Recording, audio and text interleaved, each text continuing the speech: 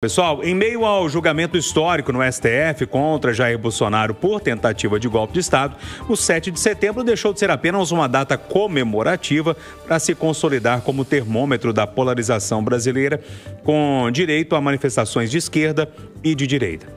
Os protestos da esquerda foram mais tímidos. Já as manifestações a favor da anistia foram mais fortes e levaram milhares de pessoas às ruas de pelo menos 20 capitais, inclusive Belo Horizonte. Os atos chamaram a atenção da mídia internacional. O jornal do New York Times, por exemplo, cita as imagens aéreas dos protestos a favor de Bolsonaro e diz que ele continua sendo uma força política significativa no Brasil. O Eduardo Costa, a leitura do The New York Times não é uma leitura errada, não. Ele ainda segue uma força importante da política, né? Bom dia para você. Bom dia a todos.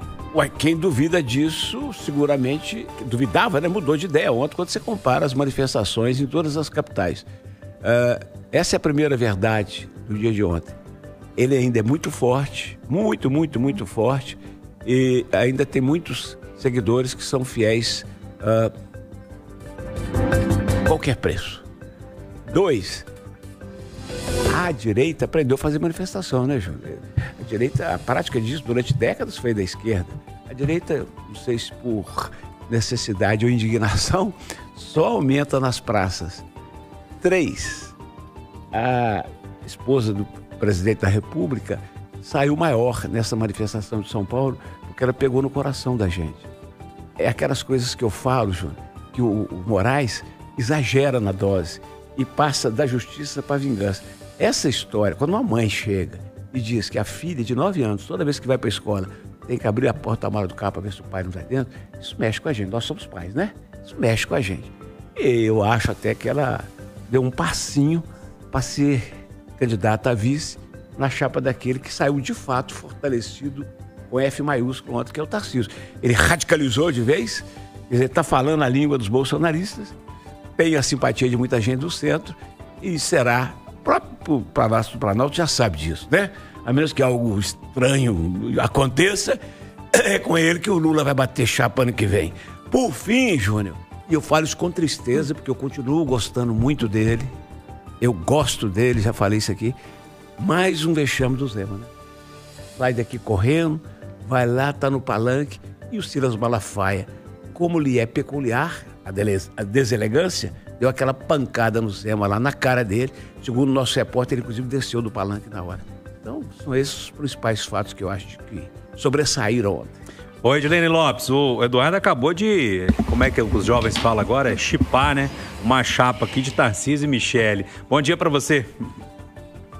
Bom dia, Júnior. Bom dia aos amigos debatedores. Bom dia aos ouvintes da Itatiaia. Essa é uma possibilidade. O Tarcísio de Freitas é o candidato mais forte da base bolsonarista nesse momento e ele negocia uma possibilidade de ser o candidato, embora ele não fale isso publicamente. Eu trouxe esses bastidores aqui na semana passada. Como todos sabem, Tarcísio de Freitas veio para a capital federal negociar pessoalmente a anistia. Ele é um político do Republicanos, um partido de centro, e a aprovação da anistia aqui na Câmara dos Deputados passa pela permanência do Tarcísio de Freitas no Republicanos. As informações de bastidores que nós adiantamos é que uma condição dele para permanecer no Republicanos, mas ele não afirma isso são informações de bastidores, uma condição de Tarcísio de Freitas para permanecer no Republicanos é que a anistia seja votada. Isso significa automaticamente uma bênção do ex-presidente Jair Bolsonaro, porque se a anistia passa pela Câmara, mas não passa pelo Senado e acaba no final das contas não virando uma lei, a única chance do ex-presidente Jair Bolsonaro se livrar da prisão, ou pelo menos sair da prisão mais cedo, é que um próximo presidente o conceda o perdão, ou seja, a graça, um indulto, uma prerrogativa que é do presidente da República. Então, Tarcísio de Freitas sendo apoiado pelo ex-presidente Jair Bolsonaro significa a liberdade de Bolsonaro.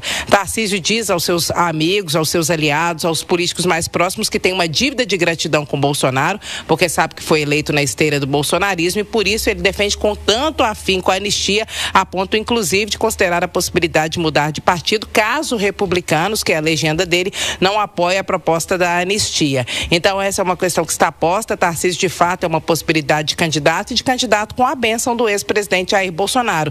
Embora a pessoa de confiança de primeira ordem dele possa ser a primeira-dama ou a ex-primeira-dama Michele Bolsonaro, que enfrenta muita rejeição entre os aliados mais próximos do ex-presidente. Então, Tarcísio certamente é a bola da vez. É o homem mais forte do campo de Jair Bolsonaro para a disputa em 2026. Agora, sobre Michele Bolsonaro, a possibilidade maior é que ela dispute o Senado aqui pela capital federal, que pelo Distrito Federal, na verdade, pelo Estado, mas é algo que ainda não foi definido. E aí, William Travassos, as manifestações de ontem, manifestações bem fortes da direita. Bom dia para você. Bom dia, Júnior Moreira, bom dia, bancada, bom dia, os ouvintes da Itatiaia. A direita está viva, né?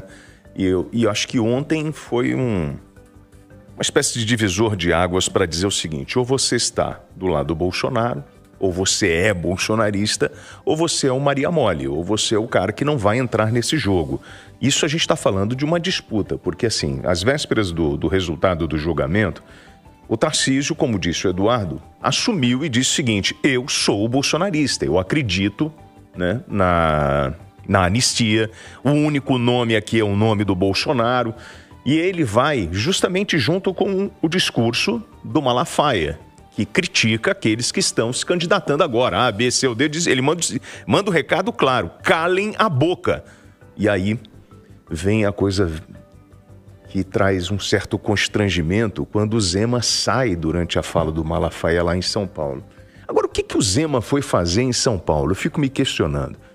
E aí eu entendi que mesmo o desfile de 7 de setembro, que aconteceu na Afonso Pena, com a proximidade, né, da Praça da Liberdade, onde aconteceu a manifestação da direita, que ele podia ir andando para lá para participar. Mas como que ele ia participar? No mesmo palanque do Caporeso, que chamou ele de canalha.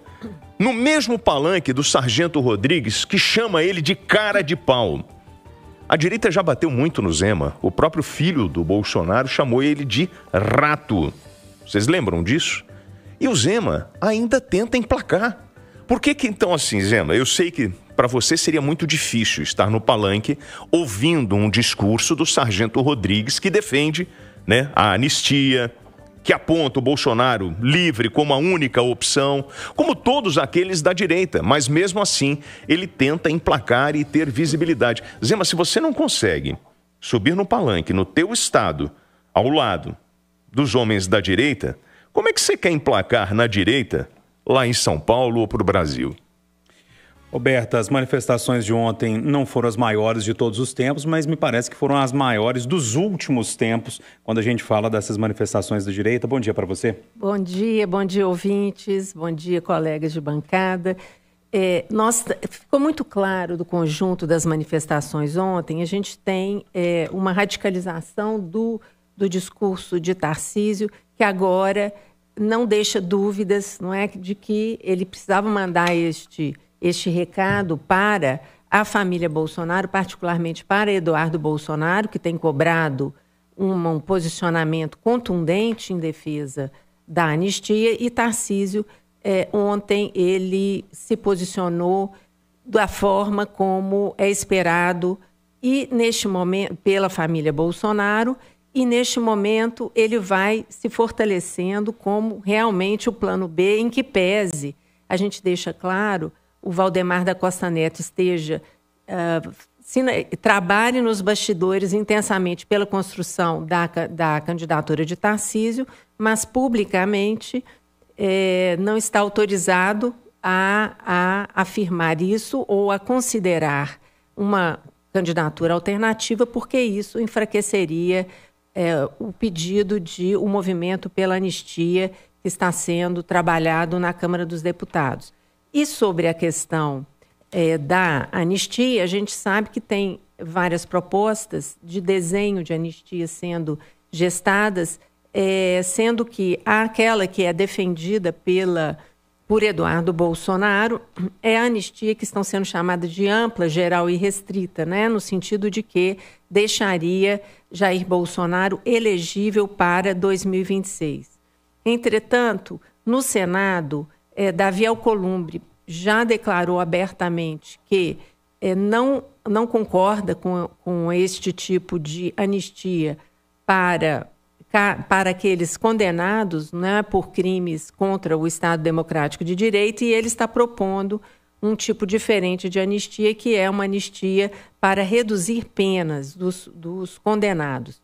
E mesmo também na Câmara dos Deputados, onde a Tarcísio entrou forte nessa articulação, você tem diferentes propostas para a anistia e certamente ao longo dessa semana as manifestações foram fortes neste domingo e ao longo dessa semana esse é um recado que tratará de agilizar as conversas na Câmara dos Deputados.